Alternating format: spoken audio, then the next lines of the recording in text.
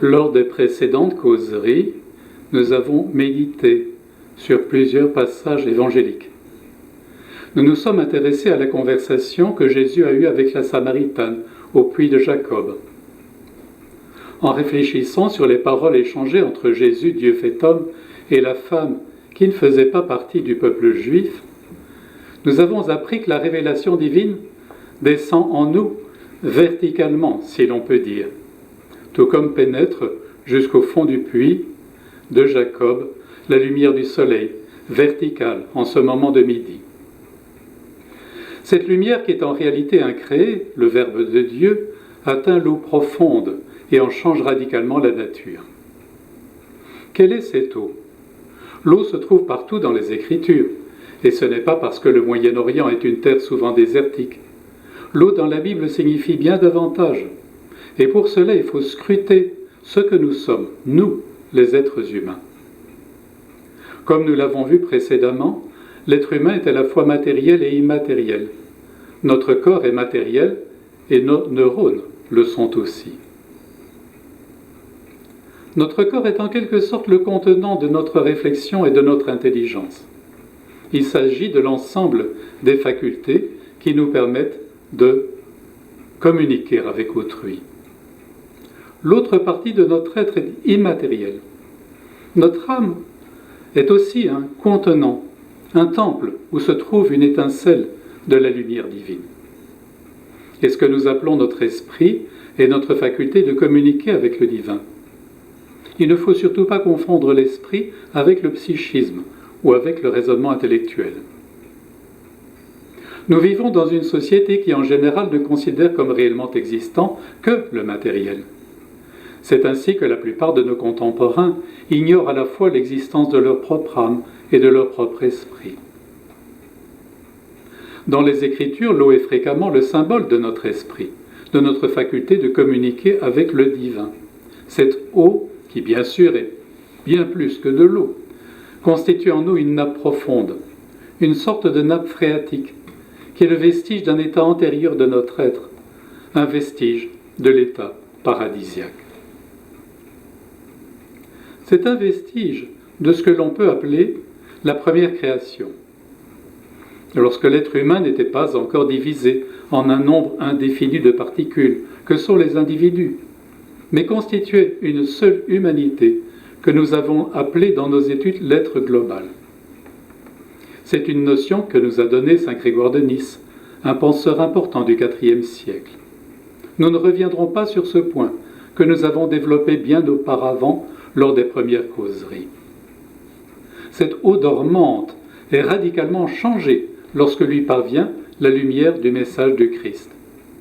Ce message vient en profondeur en étant porteur des énergies incréées de l'Esprit Saint.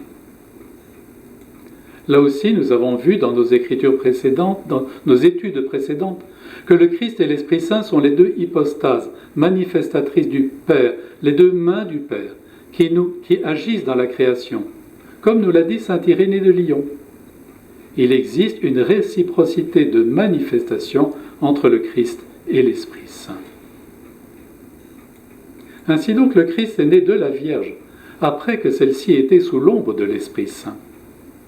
Avant l'ascension du Christ, celui-ci dit à ses disciples, dans le 16e chapitre de l'Évangile de Jean, « Si je ne pars pas, le Paraclet ne viendra pas à vous, mais si je pars, je vous l'enverrai. » Toujours cette réciprocité d'action à notre égard entre les deux personnes divines. Lorsque cette lumière du Christ se diffuse dans notre esprit, dans notre faculté de connaître le divin, qu'il faut, comme on l'a dit, radicalement distinguer de l'intelligence et du raisonnement, cette eau spirituelle qui est au fond de nous se change radicalement. Le livre de l'Apocalypse, en son dernier chapitre, le 20e, nous en donne une belle image, montrant le fleuve de vie sur les rives duquel des arbres de vie donnent leurs fruits avec abondance. Ce n'est autre que notre esprit, illuminé par la parole du Christ et propulsé par l'Esprit Saint. À cette étape de notre méditation, un autre passage évangélique est venu nourrir notre réflexion. C'est le miracle de la guérison de l'aveugle-né. Nous remarquons que le Christ ne le guérit pas tout de suite. il oint ses yeux avec sa salive et la poussière du sol, ce qui évoque son geste créateur, façonnant Adam avec l'argile originelle. Cet homme qui est encore aveugle chemine péniblement jusqu'à la fontaine de Siloé, qui signifie fontaine de l'envoyé. Nous avons vu qu'il s'agit de ce que chacun d'entre nous éprouvons lors de notre progression spirituelle, c'est-à-dire la gestation, cette longue période où nous trébuchons sur les cailloux du sol, où nous nous faisons bousculer par les événements de cette vie, où nous avons l'impression que rien ne se passe, mais où il s'agit de tenir le cap, sans perdre notre foi ni désespérer. Après la guérison de l'aveugle-né, pour lui les ennuis commencent. Il est renié par sa famille, attaqué par les autorités.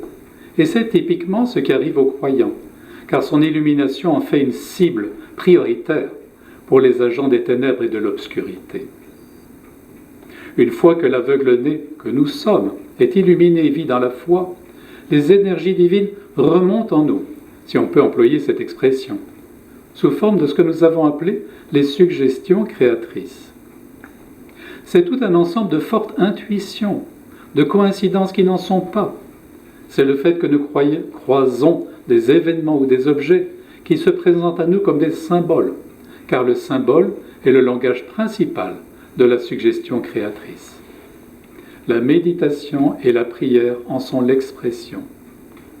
Enfin, ce sont les doux murmures presque inaudibles, la musique intérieure que le Créateur murmure au plus profond de nous.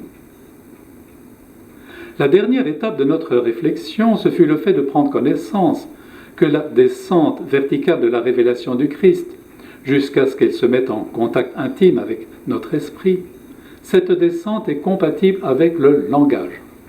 C'est avec des mots que le Verbe lui-même se révéla à la Samaritaine. Dans la prophétie de Jérémie, nous trouvons ce message divin « Écoutez ma voix, alors je serai votre Dieu » au 7e chapitre du livre de la prophétie de Jérémie. Par contre, ce que l'on peut appeler la remontée des énergies divines, des profondeurs de notre esprit, jusqu'à notre niveau conscient. Cette remontée se fait sous le regard immédiat de l'Esprit Saint et se traduit difficilement en mots, puisque ceux-ci sont faits pour décrire la réalité concrète qui nous entoure. C'est encore plus vrai lorsque cette ascension se fait depuis notre niveau conscient, vers Dieu lui-même, et cette ascension spirituelle s'appelle prière, et tout cela échappe encore davantage à notre langage. Ainsi donc, nous avons décrit le processus de notre croissance spirituelle en partant d'un point de départ, la rencontre personnelle avec Jésus, Dieu fait homme. Ensuite, la plongée au plus profond de nous-mêmes, suivant sa parole. Puis un parcours horizontal, semé d'épreuves, de périodes d'obscurité, d'embûches diverses, mais qui débouche finalement sur la lumière. Ensuite survient la remontée des suggestions créatrices jusqu'à notre conscient, et enfin la prière qui continue son ascension jusqu'à Dieu lui-même. Bien sûr, il s'agit là d'une schématisation extrêmement simplifiée, car le processus de notre vie spirituelle est répétitif. Il se reprend à plusieurs reprises au cours de notre vie terrestre et connaît plusieurs reculs et ruptures. C'est la destinée de l'être humain progressant vers Dieu. C'est donc une trajectoire en forme de U, si je puis dire. À partir de cela, est-ce que nous pouvons avoir une idée de la vie des personnes divines, le Père, le Fils et l'Esprit Saint? Et d'ailleurs, est-ce qu'on peut même se poser une telle question? Tout d'abord, nous savons bien sûr que le Fils est engendré par le Père. C'est une affirmation que nous trouvons partout dans les évangiles. Nous savons aussi que l'Esprit Saint procède du Père. Saint Jean nous le dit au 15e chapitre de son évangile au verset 26. C'est une précision essentielle. Enfin, nous savons que le Père est la source ultime d'où provient toute chose, de façon absolue.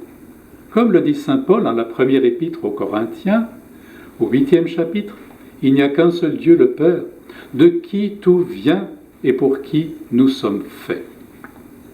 C'est ainsi que la divinité est constituée de personnes distinctes, et ce n'est pas une quelconque force cosmique. C'est ainsi que nous savons que la divinité dépasse tout concept. Les personnes divines se situent au-delà de l'unité, car elles sont dans cette diversité qui est le 3, qui n'est pas un chiffre. Mais elles ne sont pas que diversité, car elles se récapitulent en l'unité de leur amour commun et en la divinité qui est à chacune des 3 personnes leur attribut fondamental. L'Esprit Saint procède du Père, nous dit saint Jean. Qu'est-ce que cela veut dire? Tout comme le Fils, l'Esprit Saint reçoit sa divinité du Père, car le Père est la source ultime et absolue. Comme Jésus est Dieu, l'Esprit Saint est Dieu de façon absolue. Recevoir sa divinité du Père ne diminue en rien et en aucun cas cette divinité. La procession du Père et l'engendrement du Père sont 2 relations différentes qui désignent des personnes différentes, respectivement le Fils et l'Esprit Saint.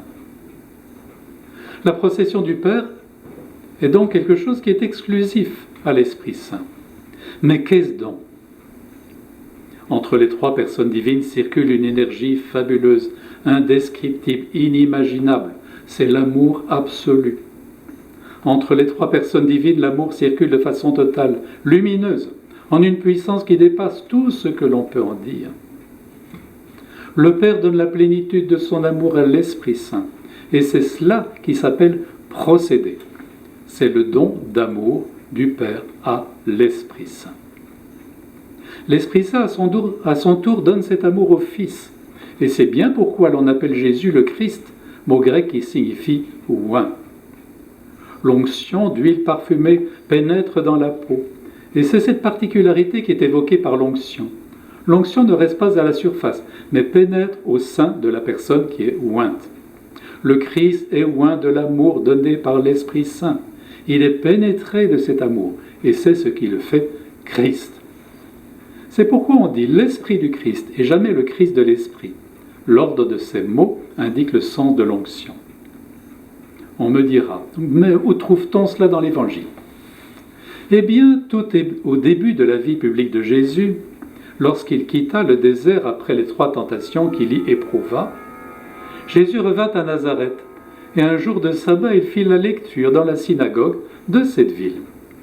Il déroula le livre et lut le passage du prophète Isaïe où il est écrit « L'Esprit du Seigneur est sur moi, parce qu'il m'a consacré par l'onction » au 61e chapitre de la prophétie. Lisons les versets qui suivent dans le livre d'Isaïe. D'ailleurs, il est toujours utile, lorsqu'une prophétie est citée dans l'Évangile, d'aller la consulter et de lire les versets qui sont autour. Lisons donc.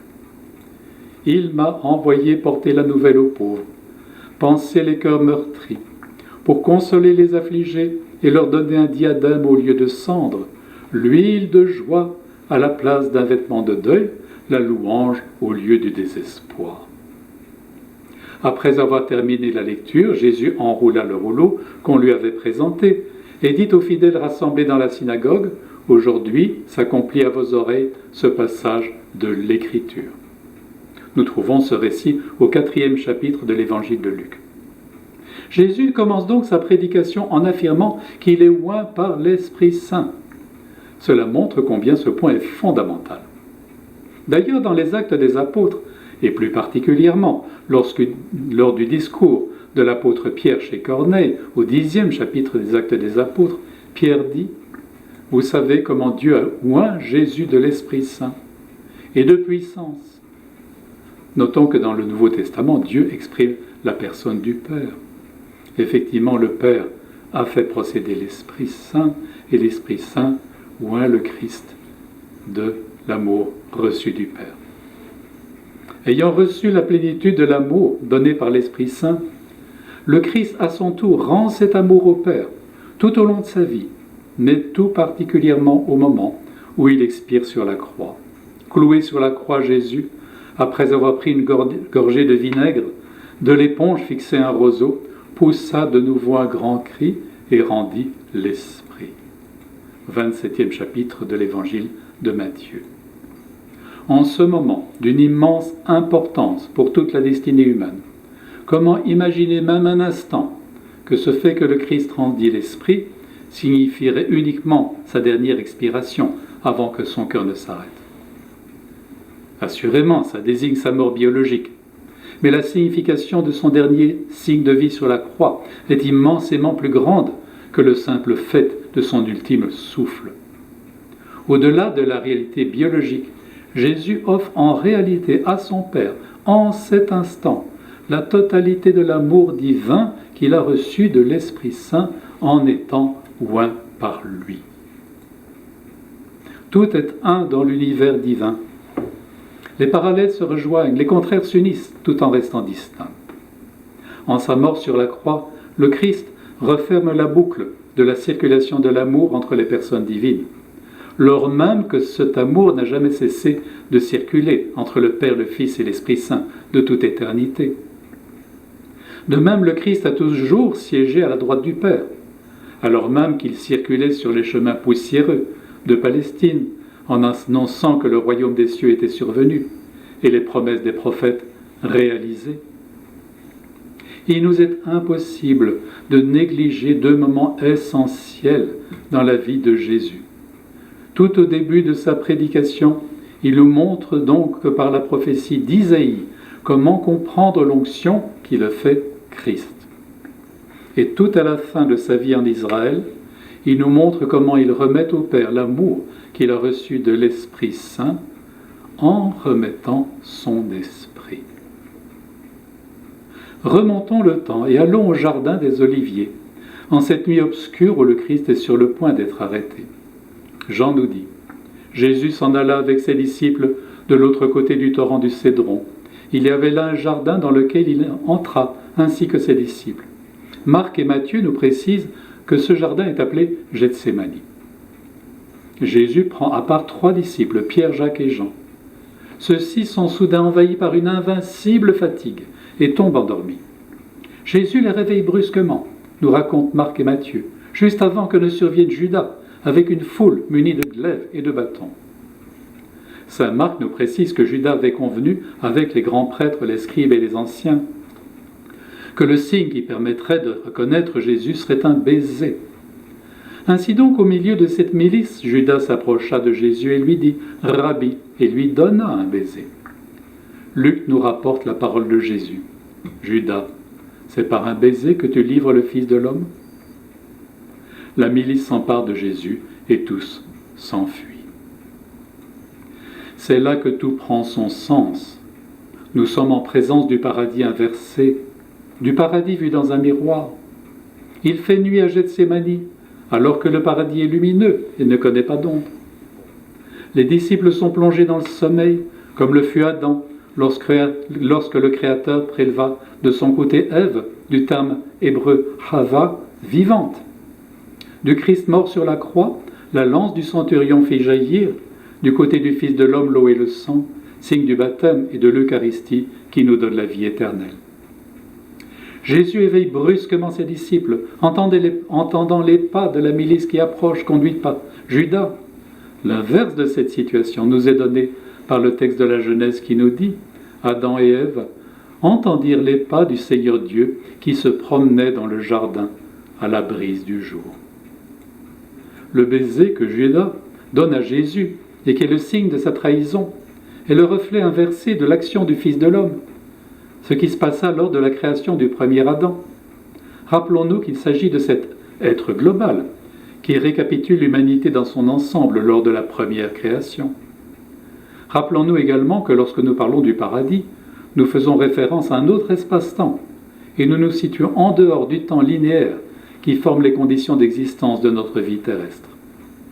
Le Créateur effleura de ses lèvres mystiques celles d'Adam pour lui insuffler une haleine de vie qui fait de lui un être vivant, pour reprendre les paroles de la Genèse en le chapitre 2. Notre miroir mystique nous montre d'un côté, dans la lumière, le baiser du Christ qui donne la vie, et de l'autre côté, dans l'obscurité, le baiser du traître qui conduit Dieu fait homme à l'arrestation et à la mort sur la croix. Le baiser paradisiaque fut assurément donné par le Christ et non pas par le Père. Pourquoi ? Nous confessons assurément que le Père est créateur du ciel et de la terre. Cependant, le Père lui-même ne s'est jamais révélé. Nous ne le connaissons que par les paroles qu'il a fait entendre lors du baptême dans le Jourdain et lors de la transfiguration. À chaque fois, nous demandons de reporter notre attention et notre écoute sur son Fils bien-aimé. Il n'y a pas d'exception à cette non-révélation du Père. Le célèbre passage de la prophétie de Daniel au chapitre 7, verset 13, où nous voyons un fils d'homme s'avancer jusqu'à l'ancien des jours, aux vêtements blancs comme neige. Cette scène ne montre pas le Père rencontrant le Fils. En réalité, il s'agit de deux représentations du Christ. L'Ancien des jours est le Christ coéternel au Père régnant dans le ciel, et le Fils de l'homme est le Christ incarné, appelé à accomplir sa mission sur la terre. Le Père, quant à lui, ne s'est jamais révélé directement. Nous ne pouvons le connaître que par le Fils. C'est donc le Christ lui-même qui a façonné la matière originelle pour former le premier Adam. C'est le Christ lui-même qui a effleuré les lèvres du premier Adam, transformant un objet en un être vivant.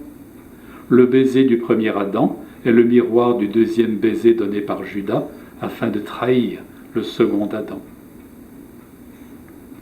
Le jardin des Oliviers à Gethsémani, théâtre de la scène tragique de la trahison, est donc authentiquement le reflet inversé du paradis de la première création. En fait, le jardin de Gethsémani n'est rien d'autre que notre monde, entravé par ses limites, imprégné par la mort, la souffrance, l'obscurité. Tout le but du christianisme est de nous faire passer d'un monde à un autre, de ce monde à l'univers de la lumière, de la proximité vivifiante de Dieu. Mais comment passer de ce monde à un autre? Et là, nous avons réellement besoin de l'enseignement d'un saint qui est et reste une lumière pour notre époque. Tout d'abord, tournons-nous vers Dieu lui-même. Il est de la nature de Dieu de déborder, de rayonner, de faire jaillir sa lumière incréée. Si le Christ a glorifié le Père en lui remettant son esprit, le Père à son tour glorifie le Fils en le faisant rayonner par lui la partie de l'amour divin que nous sommes capables de recevoir et que nous appelons les énergies divines. Cette lumière incréée est donnée du Père, nous parvient par le Fils et nous est donnée dans l'Esprit Saint. Saint Basile le Grand, important penseur du IVe siècle, nous dit « Ces particules, du, par et dans, relatives aux personnes divines, sont brèves et grandes, brèves par la concision de l'énoncé et grandes par la force du sens. » Il expliqua tout cela dans son ample traité sur le Saint-Esprit, ouvrage écrit en l'an 375. Cette lumière est celle qui rayonna de Jésus sur le mont Tabor lors de la transfiguration. La lumière non créée, non matérielle est apparue à de nombreux mystiques et spirituels tout au long des siècles. Le témoin le plus remarquable de cette expérience fut certainement saint Séraphin de Sarov, né en 1759 et qui termina son parcours terrestre en 1833. Il fut canonisé en 1902. Nous voici en Russie, à Diveyevo, en novembre 1831. Un jeune homme, Nicolas Alexandrovitch Motovilov, s'apprête à rencontrer le moine Séraphin. Laissons-le nous raconter son expérience. C'était un jeudi. La journée était grise, le sol recouvert d'une épaisse couche de neige. Il tombait encore de gros flocons lorsque le père Séraphin commença à me parler dans la clairière au bord de la rivière. Il me fit asseoir sur un tronc d'arbre fraîchement coupé et lui-même s'accroupit en face de moi. Le Seigneur m'a révélé que dans ton enfance, tu désirais savoir le but de la vie chrétienne et que tu as posé bien souvent cette question à d'éminents évêques. Or, personne ne te disait quelque chose de précis. On te conseillait d'aller à l'église, de prier, de faire le bien, te disant que c'était là le but de la vie chrétienne. Certains te disaient même « Ne cherche pas ce qui te dépasse ». Eh bien moi, misérable serviteur de Dieu, je vais tâcher de t'expliquer quel est le but.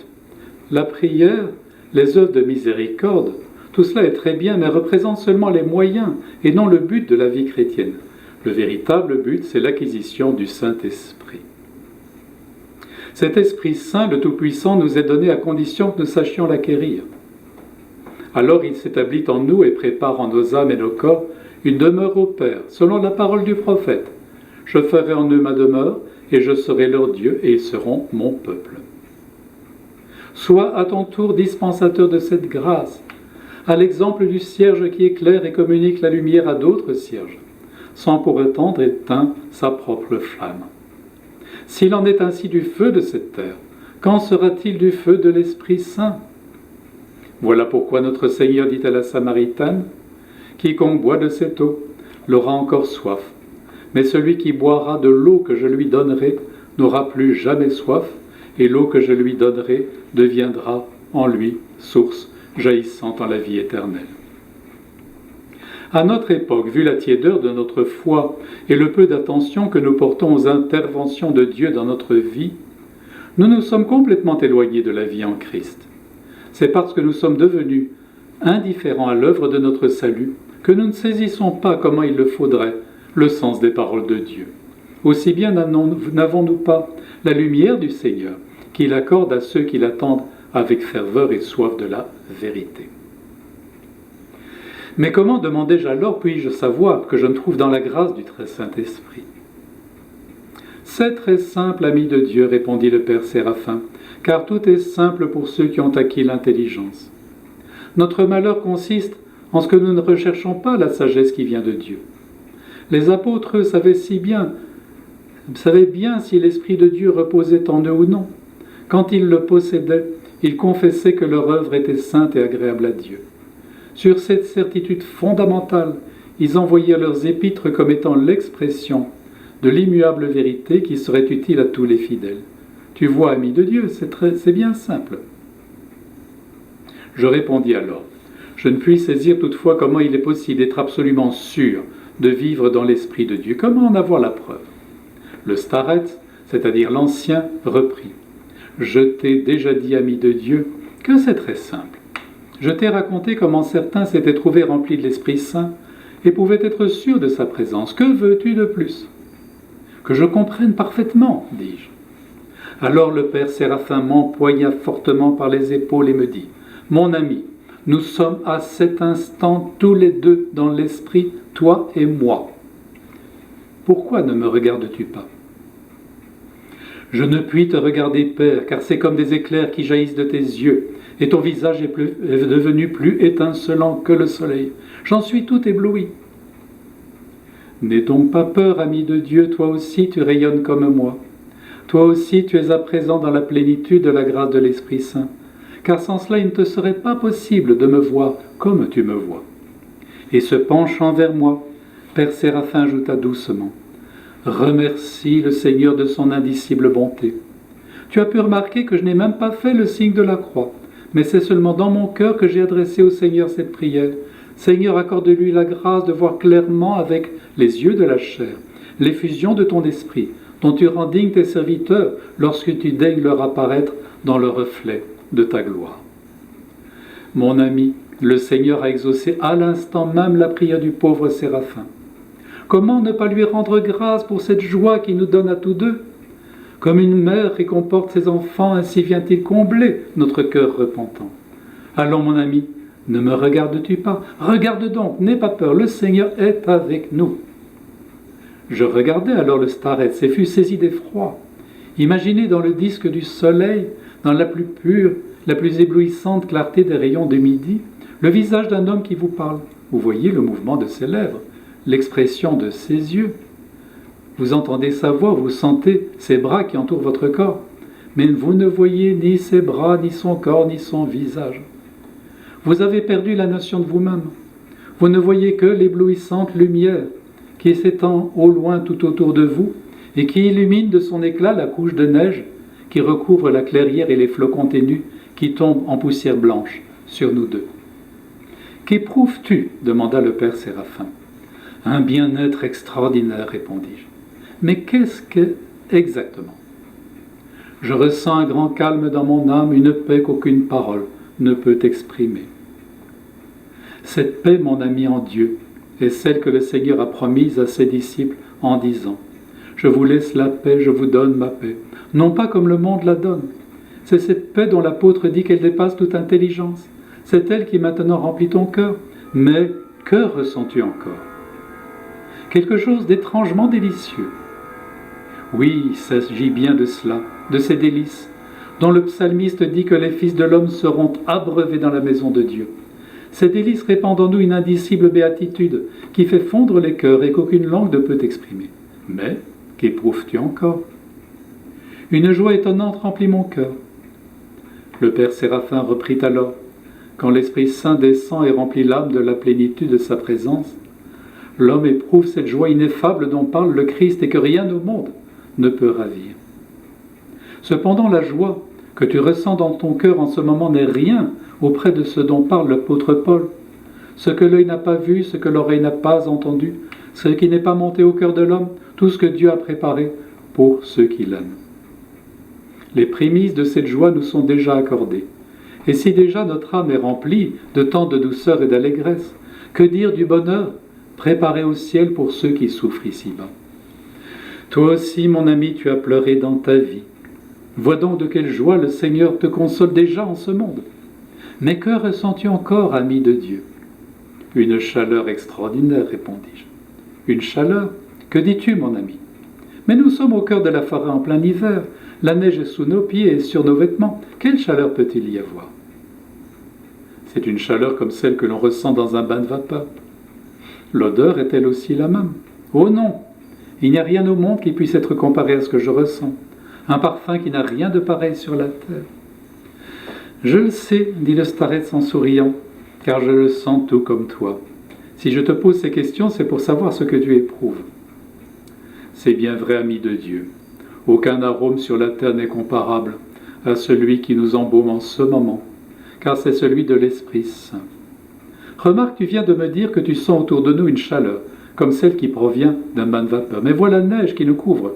Elle ne fond ni sur toi ni sur moi. C'est la preuve que la chaleur ne vient pas de l'air, mais qu'elle est en nous-mêmes. C'est elle que le Saint-Esprit nous fait implorer le Seigneur quand nous crions vers lui.